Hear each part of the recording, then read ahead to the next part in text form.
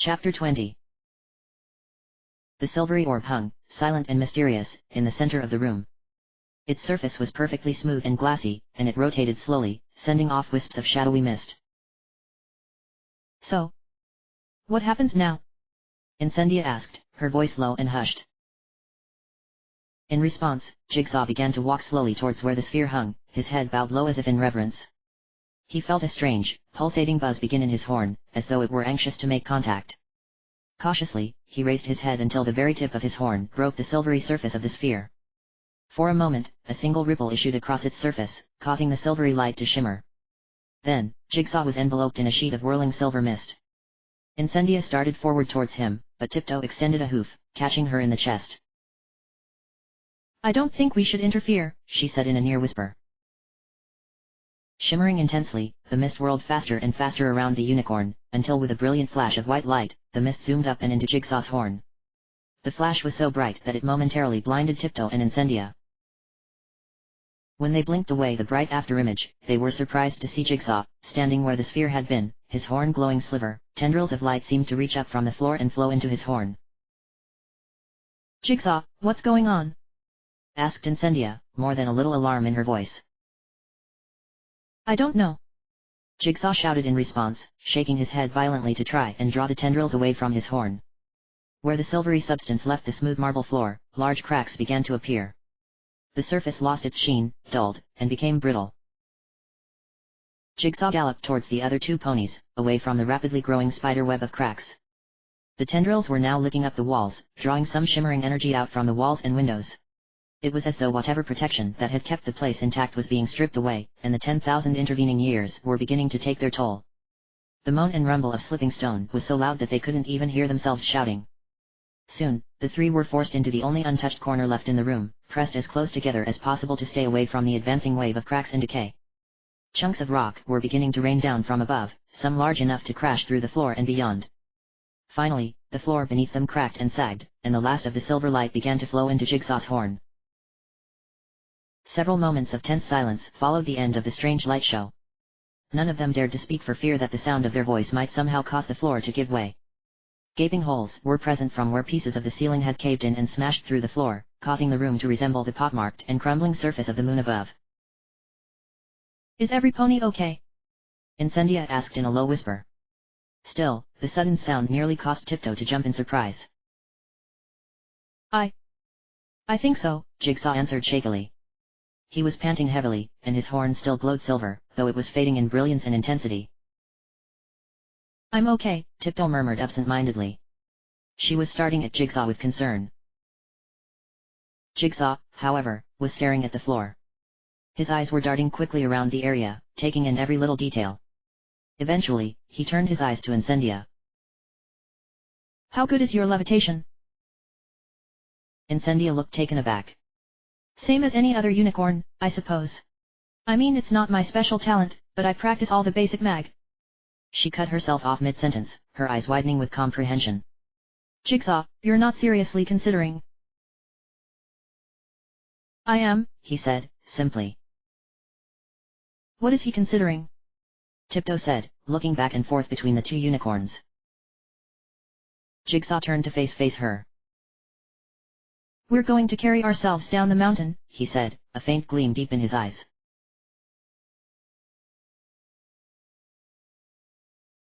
Tantalus touched down at the base of the castle, tongues of green fire licking at the barren earth for a few moments before spinning away into nothingness. He clenched his enormous reptilian fists. He knew he was too late. They had already collected the fragment, and the castle was beginning to crumble. Somehow they had managed to break through his wards and discover the mountain, but more pressingly, the fragment had already entered the vessel, and the castle had finally decayed. Despite all this, he found himself grinning. He knew he was at an advantage. He was familiar with this particular castle. He had come here back before the Grand Cataclysm many times. He knew that he had them cornered. He took in a great breath. He could feel the spell he was about to cast burning within him, wriggling and squirming, begging for release. With a mighty exhale, the spell left him in a torrent of green fire, whirling around the base of the castle, enveloping it, and burrowing into the faults and fissures of the foundation. The mountain gave a mighty shake, and the already unstable castle began to crumble.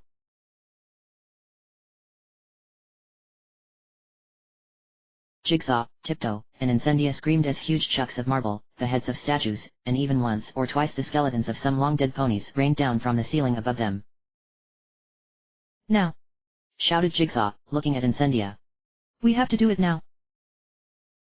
Incendia's horn glowed in response, enveloping the chunk of marble they stood on in a bright orange glow. Jigsaw joined in soon afterwards, the blue glow of his own magic mixing with the orange. With a lurching, jerking movement, the rock lifted from the floor and began to float to the remains of the large window that overlooked the waterfall. They were constantly forced to split their attention between keeping the chunk of marble floating and deflecting the chunks of debris that were raining down from above. Tiptoe hovered just above the rock, keeping her weight off it.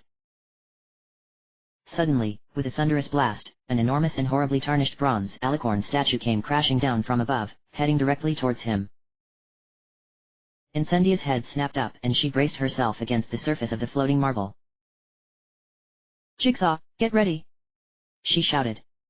Then, with a flash of orange light, she let go of the marble and focused on the statue.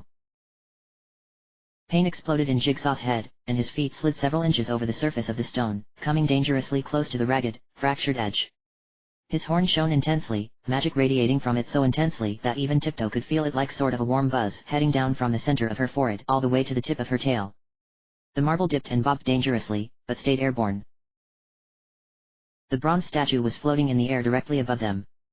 Incendia looked much the same as Jigsaw did. Fluid magic flowed off her horn, the energy radiating away from her so powerfully that it was almost visible. "I don't have the strength to move it," Incendia said through gritted teeth. Tiptoe didn't know what to do. The statue was so large that she didn't stand a chance of moving it on her own, and she didn't want it hanging over them all the way down the mountain. She didn't seem to have much of a choice, however. Moments later they zoomed out the window and left the crumbling ruins of Canterlot Castle behind. They hovered in the air for a moment more before, with an ear-splitting crack followed by a series of the loudest booms Jigsaw or Tiptoe had ever heard, the castle snapped off its foundations and began tumbling down the mountain. The waterfall shattered under the pressure of thousands of tons of rock and metal, and in several more minutes, the mammoth avalanche was over. 8,000 feet below them lay a gargantuan pile of twisted wreckage. Tiptoe nearly laughed in relief, until she remembered they still had to make it down to the ground below. Jigsaw and Incendia began to sweat under the punishing weight of keeping the marble aloft. Abruptly, a huge burst of green fire licked at their backs, breaking their concentration. "Tantalus!" shouted Incendia. The sheen of magic around both objects vanished. With that, Jigsaw, Incendia, the statue, and the platform all plummeted. Tiptoe just barely managed to dart out of the way of the alicorn statue's outstretched wings, only half an inch away from hitting her. She folded her own wings dove down, towards where Jigsaw and Incendia were clinging to the platform, horns lit in a desperate attempt to slow their plummet. As she dove, she saw a vast dark figure shoot past her, green flames trailing behind it. Tantalus would be waiting for them. Finally, with one monumental effort, Jigsaw and Incendia managed to coordinate their efforts enough to slow both themselves and the statue. When they hit the ground with a jarring, though mercifully non-fatal impact. They didn't get a moment of rest, however.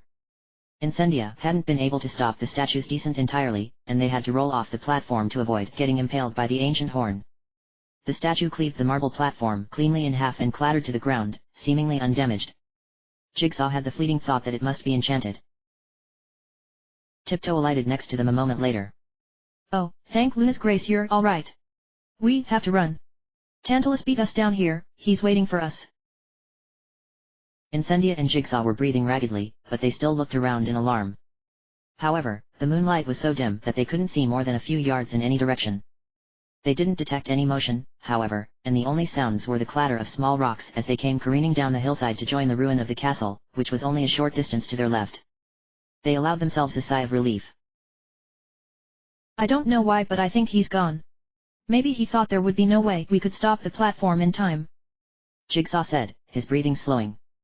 "Incendia, do you think you could cast one of those flaming balls to follow us around?" "Allow me," said a horrible, growling voice from somewhere directly ahead of the group, back towards the forest. A huge shape shrouded in green fire was illuminated some 300 feet ahead and covered the distance in mere seconds. Jigsaw's horn began to glow anew, and orange flames erupted all along the length of Incendia's body. Tantalus stood over them, staring down at the flaming unicorn in mild surprise. The veins on his face pulsed unpleasantly, almost seeming to glow with an internal light. 2 has become 3, I see, he said, sounding mildly amused. His voice was horrible, resonating with such a terrible power that actually made Tiptoe lower her head and retch. Fortunately, she hadn't eaten anything for almost 3 days and had nothing to throw up. Tantalus' very presence was noxious. Tantalus ignored this, though his smile grew a hair wider. He stared intently at Incendia. Where did you come from? A survivor of Stalingrad? No matter, His words were cut off by Incendia's flaming whip, which lashed at his exposed stomach. As far as any of them could tell, it had not had any measurable effect on him, but his smile dropped. You dare to interrupt me? Tantalus snarled at her. You will pay dearly for that. Why are you doing this? Jigsaw asked, desperate to stall for time. Tiptoe stood behind him, wings outstretched, but her quivering was unmistakable. She was petrified. Tantalus turned his attention instead to Jigsaw. You fool! You do not know what powers you interfere with. Then why don't you tell me? Jigsaw shouted. Tantalus sneered and, to Jigsaw's utter astonishment, said, Very well. You do deserve an explanation. You have gotten significantly farther than any before you, at any rate. Why did you let us go from the cave? Jigsaw asked. Because I thought you might be able to get me into Stalingrad. The story I told you then was essentially the truth, as you may have guessed. Rubidium was a royal guard that lusted after the power of the goddesses. He unleashed power beyond his control. What power? Jigsaw asked. With a growing horror, Tiptoe noticed that the edge in Jigsaw's voice was beginning to fade, being replaced by his familiar inquiring tone. Incendia was still blazing, eyes locked on Tantalus as if waiting for him to act. It is difficult to put into words. The sort of antithesis to the goddesses. Evil itself, one such as you might call it. He said. His tone was like that of a teacher speaking down to a foal it considered inferior. Tiptoe knew that tone all too well. But where did it come from? How did it get trapped in the book, and what does it have to do with you? Jigsaw said. Where? Is it honestly relevant? Tantalus said drolly. Dredging up ancient history will not help you. Suffice it to say that the goddesses had it sealed away very near the beginning. Something about ideological conflicts. As for what it has to do with me, I am amazed you have not guessed yet, Jigsaw. For all intents and purposes, it is me. Jigsaw took a step back reflexively. What? How is that possible? It is difficult to speak of different parts of oneself. I was once 2 entities, before the fall. A dragon named Spike and the being which Rubidium had unleashed. Spike had hidden away in the chaos following the fall, and the being approached him, brokering a deal. Spike had his own reasons for accepting such power the being had. For several years, we remained separate.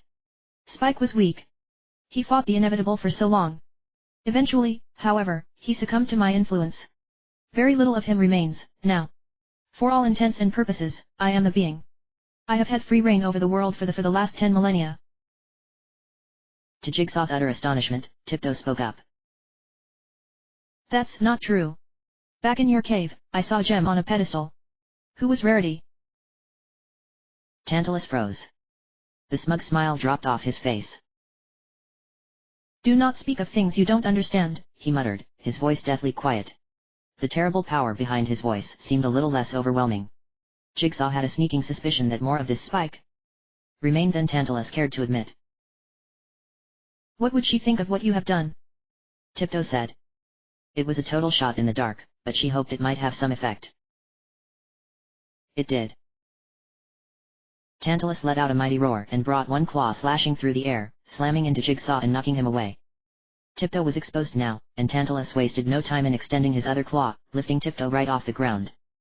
With another roar, he brought her slamming down onto her side, pinned to the ground by one massive, black claw on her cutie mark. Incendia let out a cry of horror, and her flames grew in size and intensity until they once again became blue. She braced herself against one of the chunks of rubble and her horn began to glow even more brilliantly. The air near Tantalus' head shimmered for a moment before a huge, fiery explosion erupted into life near his ear. When the fire had cleared, Tantalus' head was smoking, but he didn't appear to have even noticed. Do not speak of things you don't understand, he repeated with a mighty bellow. Jigsaw watched in horror as he began to slowly drive his claw into Tiptoe's cutie mark.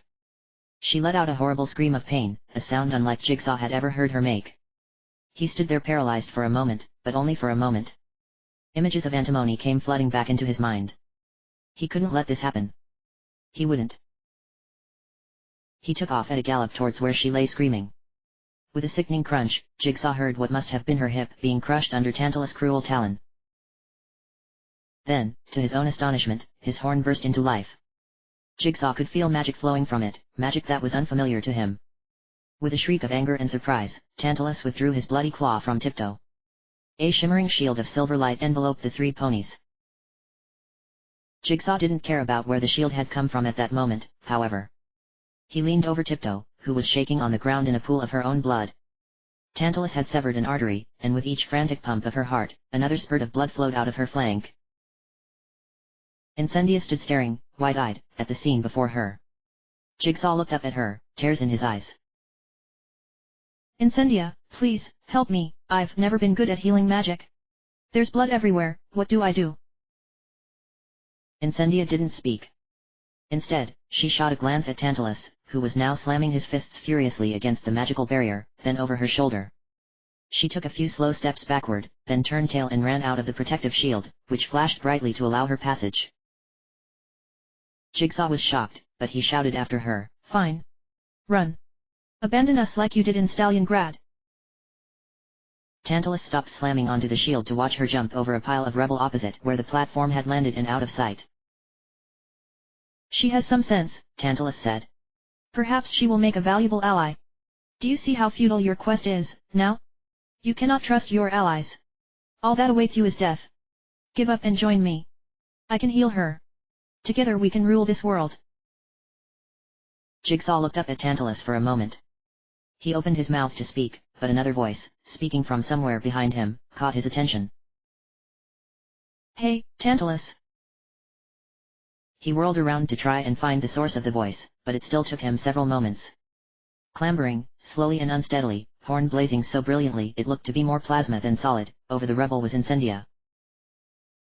Tantalus smirked. "What new tactic is this? Have you not yet learned that fire cannot hurt me?" Incendia was trembling, biting her lip so hard it was bleeding. Blood was flowing, fresh, from the cut on her flank. Her eyes darted above Tantalus' head in response. Jigsaw and Tantalus both looked up at the same moment. Hovering directly over Tantalus' head was the bronze alicorn statue, horn pointed down, encased in an orange shimmer of magic. Incendia spoke, her voice quavering, as though each word cost her a monumental effort. "Nobody fucks with my friends." There was a flash of orange light and Incendia collapsed onto the pile of rubble, tumbling down to rest on the ground. The bronze alicorn statue fell, the point of the horn driving itself directly into Tantalus' eye, so deeply it protruded out the back of his head. Some part of Jigsaw's mind realized that he must have been right about the enchantment on the statue, for when it met Tantalus' head, white sparks shot out like a firework. Dark bile began to bubble out from the wounds in Tantalus' eye. He swayed on the spot, then, with a flash of green fire and a deafening bang, the statue exploded and Tantalus was gone. The shield shimmered out of existence as suddenly as it had come. Tiptoe let out a weak moan of pain, bringing Jigsaw's attention back to her. His horn ignited, and he held it close to the gaping wound in Tiptoe's side. He could feel the injuries, each one sharp and clear to his sense, but he felt the familiar sense of fuzziness, like there was some kind of obstacle in his way that prevented him from figuring out how to fix it. He focused all his energies, perhaps more than he ever had before. Silently, in desperation, he even said a prayer to the goddesses, willing them to lend their strength to him if they could. Then it happened. The barrier was gone. Deep inside Tiptoe's flank, Jigsaw could see flesh knitting back together. Blood vessels snaked along muscle and sinew to rejoin. Her shattered hip shifted and cracked, fusing back together. Jigsaw's entire body had gone numb and cold. He was shaking uncontrollably. He knew he had gone too far, this time this magic could very well kill him. But he didn't care. It just strengthened his resolve. Finally, after what felt like hours to Jigsaw, but could only have been a few minutes, the wound in Tiptoe's flank was sealed. With a happy musical tinkle and a flash, her QT mark once again reasserted its rightful place. Jigsaw lost consciousness just as Tiptoe regained hers.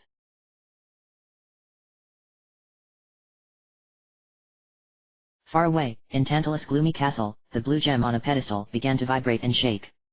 Yellow light shot out of the fissures on its surface. With a loud snapping sound, another crack snaked across the surface of the gem. Green smoke billowed out of the crack until the floor was covered in the thick fog several feet deep.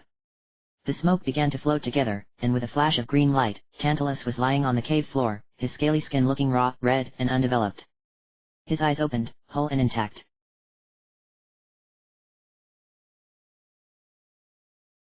Incendia woke up first, to the gentle nuzzling of Tiptoe. She blushed intensely and stood shakily to her feet, attempting to hide her face from Tiptoe. She wasn't sure how successful she had been, but Tiptoe made no comment. Jigsaw was still lying where he had fallen, horn fizzling weakly. His breathing was shallow and rapid. Tiptoe trotted over to him and Incendia followed. What happened? Incendia asked. I don't know. The last thing I remember was blacking out from pain, and then... I think he healed me. Tiptoe said, staring at Jigsaw with a mixture of affection and concern. As they spoke, Jigsaw stirred. His eyes fluttered open. Initially, they were unfocused, but as he stared at them, they sharpened. Tiptoe galloped over and put her head very close to Jigsaw, whispering as though she were afraid that her voice could injure him. Are you okay? Jigsaw smiled weakly and said, in an oddly raspy voice, I'm just glad you are. With that, he passed out again, but Tiptoe wasn't quite as worried. His breathing had steadied some. Come on, Incendia said, her horn glowing. She turned towards the forest. We should find shelter.